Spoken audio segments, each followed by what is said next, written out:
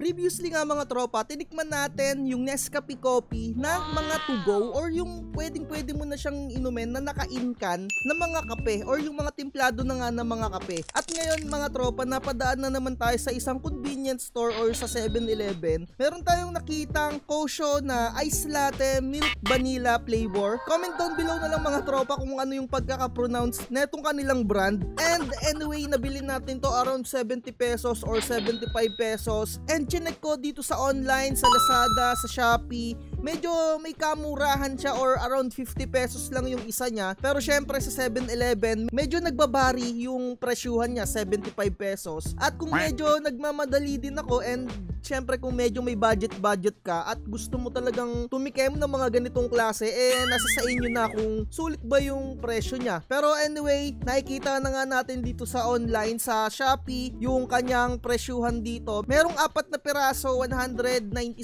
yung presyo. Pero sa 7-Eleven, syempre alam naman natin na medyo may kataasan yung presyuhan nila. 75 pesos ko siya nabili. And without further ado mga tropa, buksan na natin siya. May nakalagay din dito, shake well before opening. And itry natin na syempre alugin muna. Kanina nga pala galing pa to ng rep. Inilagay ko na muna sa rep namin. And sa tingin ko okay na yung pag-shake natin doon. At buksan na nga natin. Medyo nagbubbles-bubble siya dahil nga syempre shinake natin. And nakalagay din dito sa packaging, buksan lang daw ng dahan-dahan. So meron tayong baso dito na lang natin ilalagay.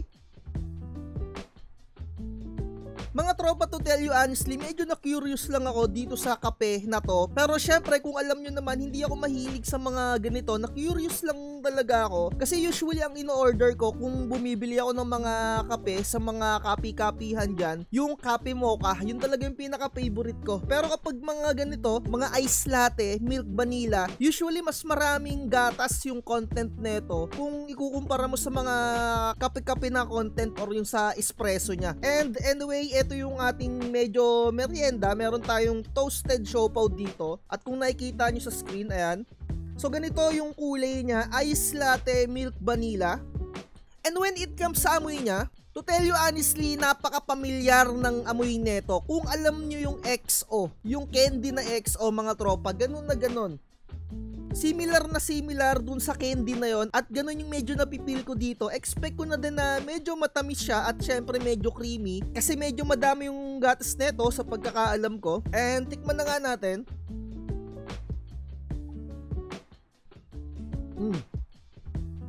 And mga tropa, para sa akin, hindi ko masyado trip yung mga ganito na ice latte. Mas gusto ko pa rin talaga yung kape mocha na timplahan. Pero syempre kung medyo mahilig kayo sa mga ice latte na milk vanilla flavor, para sa inyo talaga to. And i-share ko lang din yung medyo nalalasahan ko dito. Talagang lasang-lasang gatas siya. Talagang mas mataas yung gatas na content niya. And ako, hindi ako mahilig talaga sa gatas sa totoo lang. Mas gusto ko yung tapang ng kape. Pero syempre, kagaya nga ng sinabi ko, kung mahilig kayo sa mga gatas na flavor, para sa inyo to. Napakahina nung kape na content na nafe-feel ko dito. And dun nga sa amoy niya, para siyang candy na XO. And then yung lasa niya, medyo ganun din na magkakalapit lang ng lasa. Para sa akin, yung tamis niya medyo kakaiba parang medyo may twist akong nararamdaman. And kung gusto nyo nga itry to, yung mga ganitong klaseng kape, ilalagay ko na lang sa description yung link. And kung hindi nga kayo mahilig sa gatas para sa akin, or kung pares tayo hindi mahilig sa gatas, sa tingin ko hindi nyo rin to magugustuhan. Napakalakas nung body talaga niya as gatas mga tropa. And yung sa pills naman ng tamis, matamis din siya. Siguro i-rate natin ng mga around 3.5 over 5 or 4 over 5 yung tamis niya. Ganun yung pagkatamis niya para sa akin. Hindi ko lang talaga masyado trip yung lasang gatas talaga. Para sa presyo naman niya na 75 for on the go or for to go na mga ganitong klase, para sa akin siguro hindi ko na uulitin to, no? Medyo na-curious lang talaga ako. Siguro dito na natin tapusin yung vlog natin at eto yung toasted siopaw, ipapakita ko sa inyo. Hindi ko alam kung medyo bagay ito pero anyway, pang merienda na rin.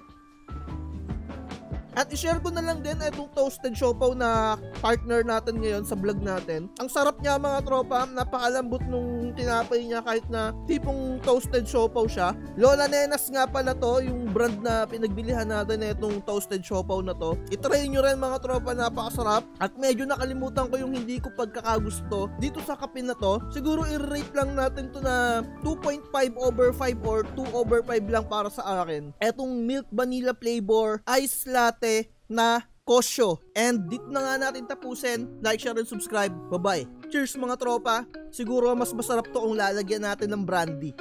Sabay-sabay tara, tikman natin sa bawat shot usong hanggat sa kaya natin. Mga bote at baso, puno ng alak, walang susuko, basta't lahat malakas. Tikman natin lahat yan, hanggang sa magdilim na di pa rin bitawan. Sige.